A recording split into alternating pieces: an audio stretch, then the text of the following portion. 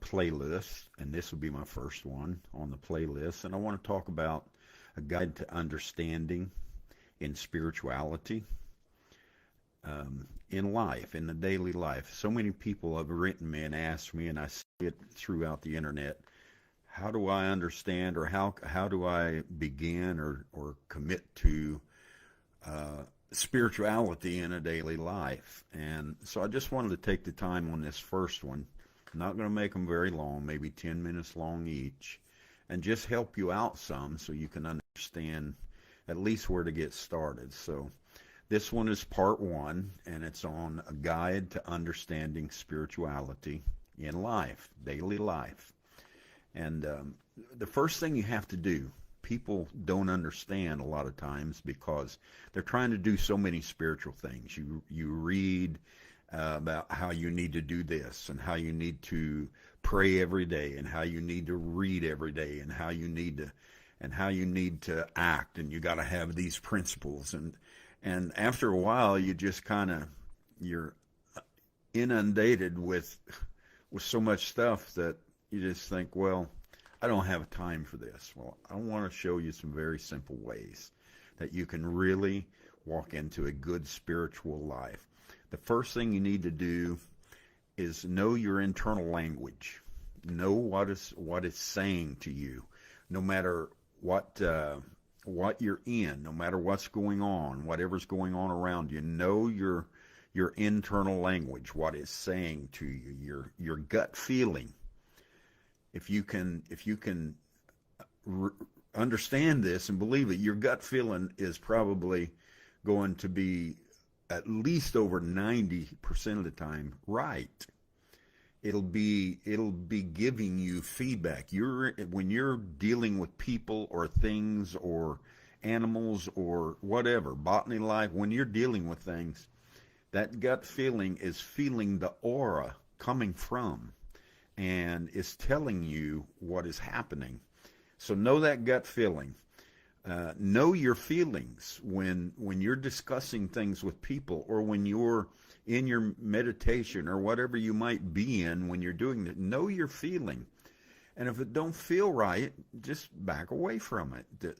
Don't keep thinking, well, I read this in an instruction manual, or I heard this on a video and I've got to do it. No, you don't. No, you don't. Know your feelings and back off. Just back off if it doesn't feel good, if it's not resonating, if it's not working for you. Use your intuition. It will grow. It's very simple at first. You almost miss it all the time. But listen very closely, and you'll know when your intuition, it's almost like gut. You'll know, and it'll tell you your gut feelings, your feelings themselves, your intuition. Those three things are going to tell you very clearly, this is the truth or it's a lie. And you don't have to go look it up all over creation to figure out whether or not it's the truth. Your gut feeling will talk to you. Your intuition and your real feelings will say it's not true. Or it will resonate and it'll say, this is the truth. I'm interested in this. So know that. Know your surroundings. See, first know your internal language. Then know your surroundings. Know the people around you. The people you keep company with, the things that you do with these people. Know the things that you are going to share with them in your personal life, and be very careful about your surroundings, the people, the things, the geographics, everything. Just always know, and you'll begin to pick things up around you. You'll pick up spiritual things, what's happening around you, by knowing your surroundings. Just knowing, whether it comes to animals, or whether it's botany life, or whether it is people, or whatever it might be. Know your surroundings and have that feeling. If something doesn't fit for you, somebody said, "Oh, I love to have Native American pictures or whatever around," or "I love to have the dream catchers," or that's great for you if that's what you like. If you see them hanging back here and you say, "Well, I don't know, I don't like this," or the things you see hanging around me, I like. And I have put it together around me. I have dogs that I like. When I pick my house, I pick it because I like it. When I go places and do things, I pick them because that's what I like to do. So know your surroundings so that it makes you feel good and you have a spiritual life. Be yourself. This is a big thing. Don't try to force things on that these gurus and philosophers and everybody else says. Be yourself. Just know that don't try to impress people. Be yourself. Just go in, be relaxed, whatever it is that you're into, whether you're on a team or whether you're in a church or whether you're in a work or if you're a manager or whatever, just be yourself. And when you do that, it's going to make you relax. You've heard it 1,000 times. Just be yourself, speak the truth, because you don't have so much to remember then. You don't got to remember how to act because I acted like that the last time or how. Just be yourself. Don't try to impress people, and realize that no one, I don't care who it is, whether he's sitting in the White House or whether he's the custodian or the illumination engineer or some architect, none of them are any more superior. They are not superior to you. They are no greater than you. And none of them are inferior to you. When you get that in your mind, whether it's the custodian or the technician or the president or the wife or your child, none of them are inferior to you. Love them, show them, be yourself. Don't go into things thinking I'm superior or I'm inferior. Just be yourself. Nobody is. Understand fear and anxiety. When that fear comes on you, it comes on you. Your body is talking to you. Understand that language and know that when that comes on you, that it's time for you to begin to back off, to begin to relax. You're overwhelming yourself, and just back off and relax and let it go for another day. If you're in the middle of it and you can't let it go and you can't back off, then calm yourself. Think about your breathing. It's a great way to get yourself to settle down. Pay attention to the breathing and get all those other things out of your mind. So understand that fear and anxiety is not a bad thing. It's telling you that a bad thing is happening to you, and you need to figure out what that bad thing is. So then give yourself alone time. You need to do that. You need to have alone time where that you are meditating, music that you like, and something. So, well, Brother Parnell, Tori, I like a certain kind of music that nobody else likes. Well, so what? You're alone.